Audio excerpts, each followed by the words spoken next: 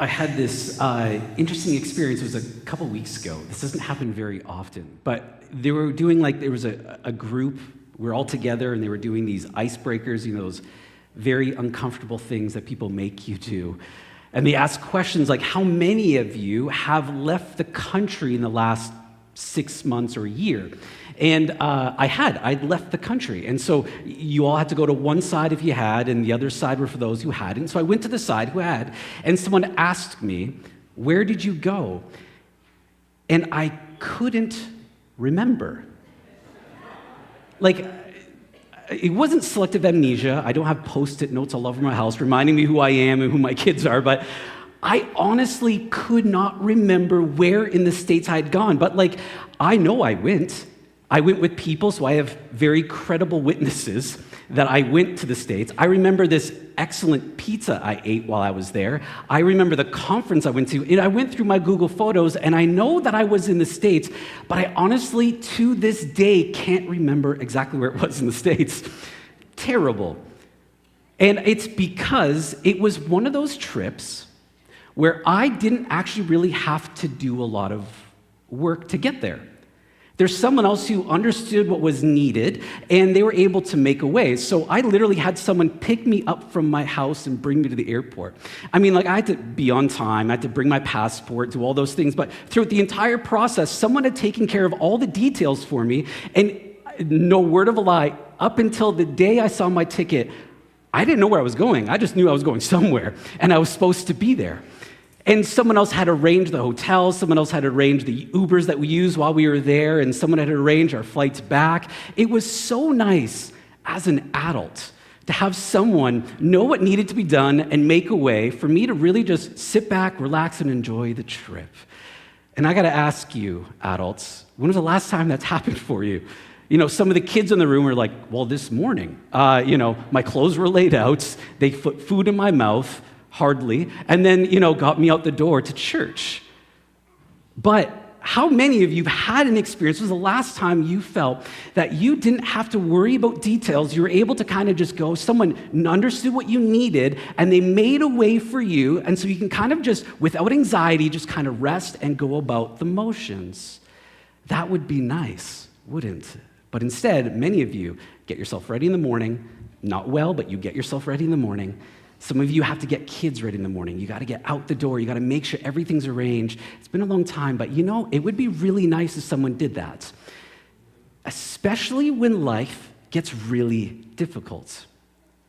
In those pain points of life where you feel betrayed. Maybe when life takes some strips off of you and you have this lack of peace. Maybe it's when things don't go your way. Maybe it's when someone has lied to you. Maybe it's when you are kind of racked with guilt and shame and the heaviness of maybe actions or words you said or maybe didn't say. It would be kind of nice if we had someone who was able to come alongside to understand what we need and make a way through it. But sometimes it's hard to experience that. As you get older, you recognize life comes and it doesn't ask permission. It doesn't ask you when to stop. It doesn't ask you how far to go. It just kind of overwhelms. And it would be nice, like I said, if someone understood what we needed and was able to make a way through it. Those things and that kind of help is far and few in between. We come to Good Easter this morning. And there's a lot of different ways you can come to Good Easter. There's a lot of ways that you can understand Good Easter. In fact, every year I kind of pray, Lord, what do you want to show me this year as we go to Easter weekend? As I experience Good Friday as a believer, but also, of course, experiencing Good Friday as a pastor and as a shepherd and with the church. And this year it was a little different for me. Because as I reflected on Christ, on all that he endured and all that he went through, I felt like the Lord was showing me that he didn't do it in weakness, but he did it in incredible strength because he endured all the things he did, all the pain, all the trial, but he won in the end. He didn't succumb to it. It didn't destroy him. In fact, spoiler alert, death didn't win. He endured everything he went through, not in weakness, but he did it in strength. So much so that not even death could hold him down. And I was reflecting, I was like, the reality is this. Jesus is no longer in Good Friday. You know that, right? We come to the table reflecting on a Christ who endured 2,000 years ago this suffering and the cross, but he won. He's on the other side of Good Friday. We know Easter's coming. We know he resurrected. We know we have life through him. Jesus is not in Good Friday. He's beyond Good Friday. And I thought, Lord, why this? And I felt like he was telling me because many of us, in fact, all of us, and hear me out when I say this. All of us are kind of still living in kind of our own Good Friday. No, we're not making amends for the world's sin. I'm not calling you Jesus. But what we're in is the reality of life that we are still afflicted, aren't we?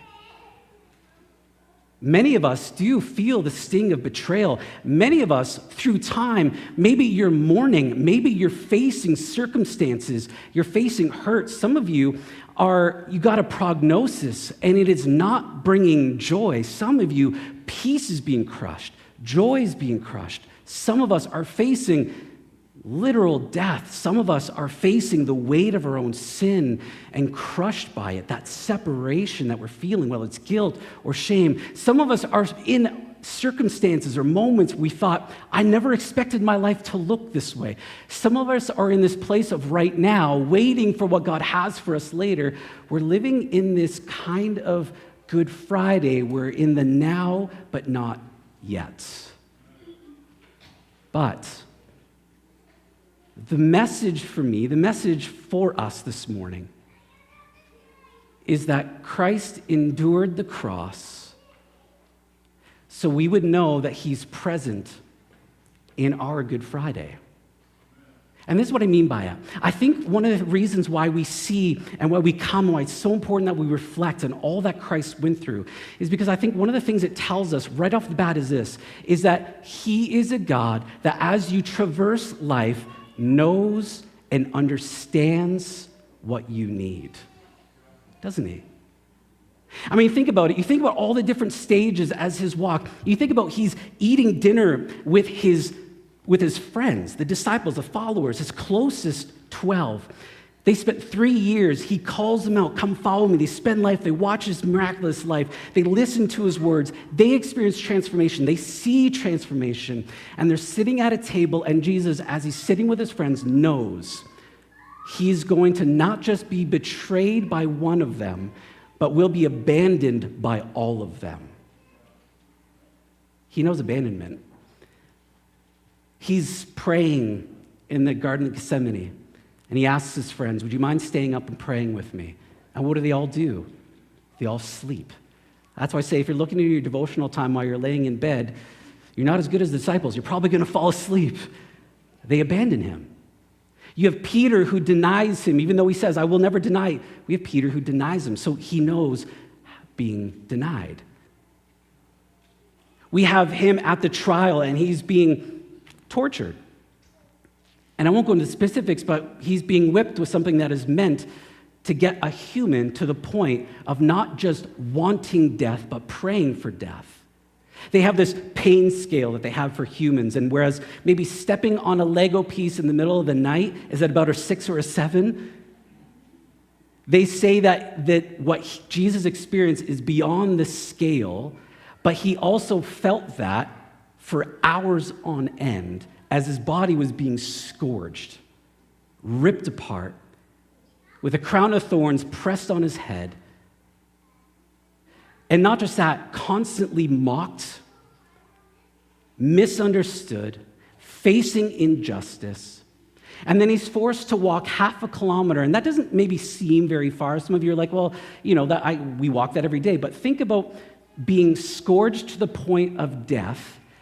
And they say the cross would have been about 300 pounds. That even if it was just the cross beam, that would have been somewhere around the 100 pounds. After you have been tortured for hours, to drag this heavy cross for half a kilometer up a hill to your own death. He mourned as he was on the cross and saw his mother and saw his friends that he'll be separated from. As sin was laid on his shoulders, he sensed the cosmic separation, the greatest kind of separation anyone can sense, having the full weight of sin on his shoulder.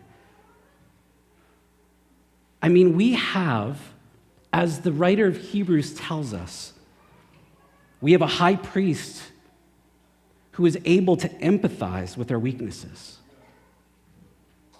We have someone who has been tempted in every way, just as we are, yet it says he did not sin.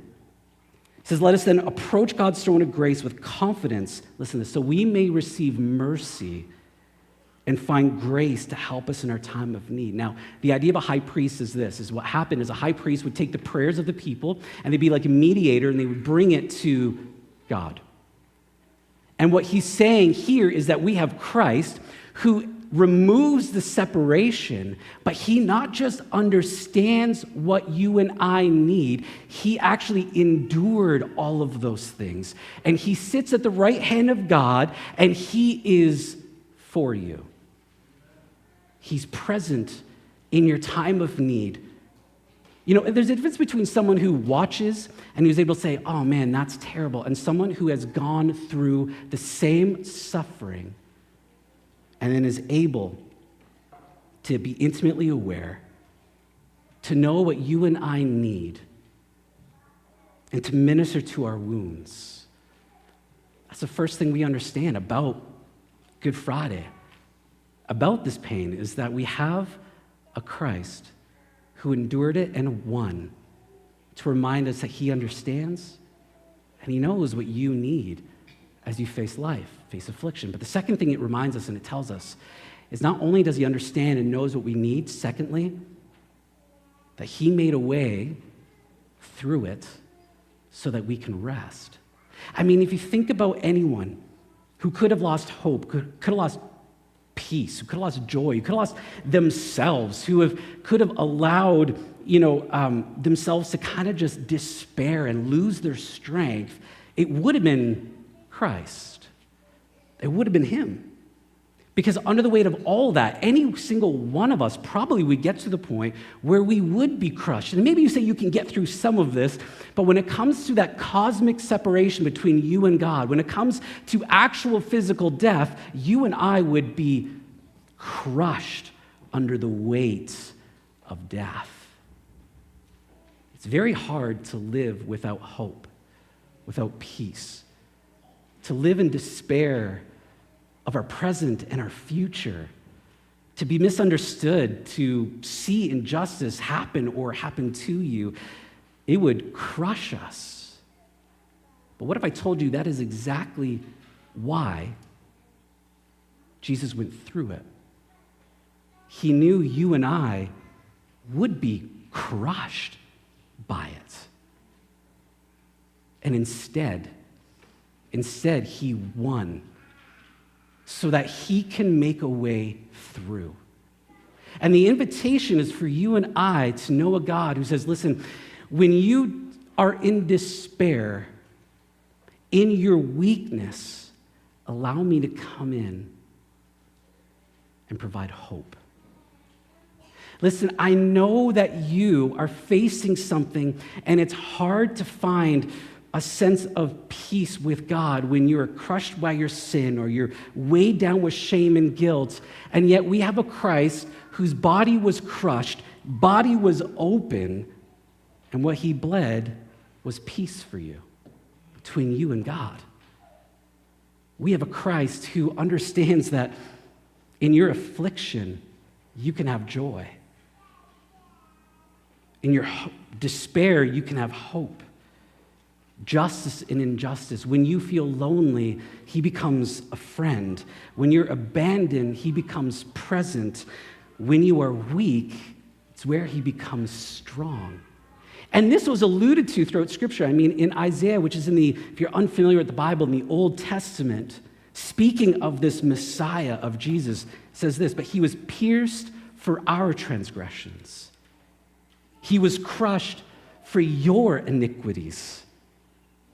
The punishment that brought us peace was on him. And by his wounds, you are healed.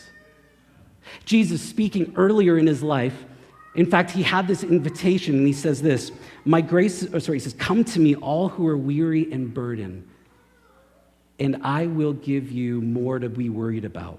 No. And I will give you rest. What is making you weary? What are you burdened by? He will give you rest. Paul writes the majority of the New Testament. He writes to the church in Corinth, but he said to me, my grace is sufficient for you, for my power is made perfect in weakness. Therefore, I will boast all the more gladly about my weaknesses, so that Christ's power may rest on me. Where are you weak? Where do you need him to be strong? Our God endured not in weakness, but in strength, and not even death could hold him down. Why? Because he loved you. Because he loves you and me. You know, a couple months ago, I heard someone say this, and maybe you've heard me say it, but I've repeated it a few times in different circumstances because it's just stuck with me.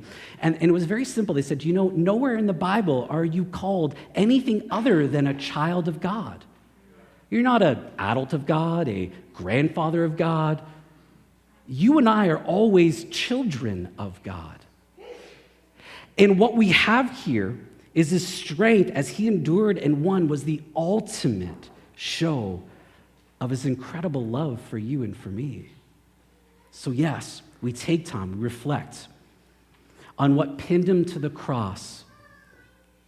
But what if I told you what really, really pinned him there was not so that you and I can feel the full weight of our guilt and shame. It's so that we can feel the burden come off and know his rest. We do have someone who knows and understands what you went through, and who also makes a way for you and me.